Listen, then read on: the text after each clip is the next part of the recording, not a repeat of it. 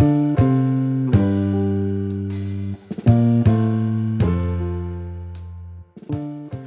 have a confluence of major crises around the world right now.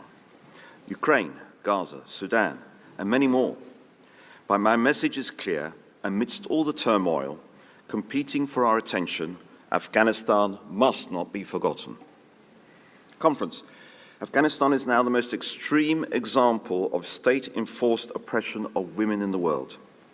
Banned from secondary schooling, university education, and most paid work, the vast majority of women in Afghanistan live in poverty, isolation, unable to fend for themselves, and subject to violent sanctions, including beatings and detention.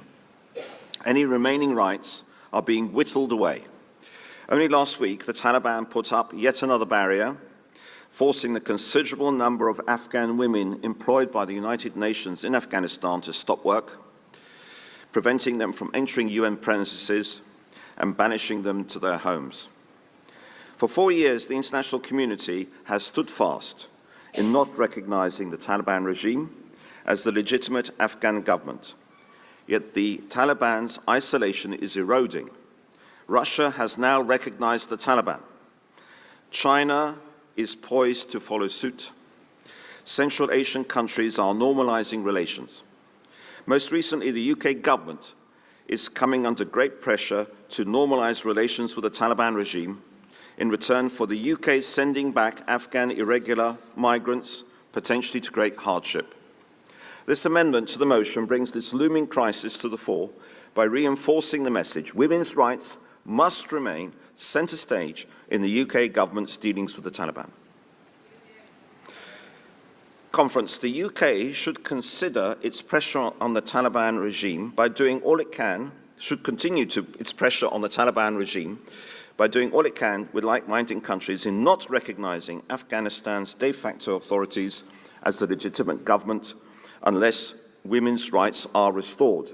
The UK government should reinforce its engagement by continuing its pressure on the Taliban regime by closely coordinating with other G7 and European Union countries in support of the UN's efforts in Afghanistan, using as leverage the unfreezing of Afghan assets and the lifting of sanctions on Taliban leaders if they restore the full rights of Afghan women, but only if that happens.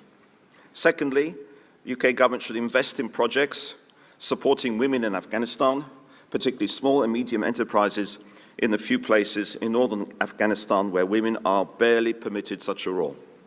And thirdly, support initiatives which enable the voice of Afghan women to continue to be heard, including promoting online education and engagement, as well as supporting women in the Afghan diaspora. Conference, stand by Afghan women's rights. Thank you.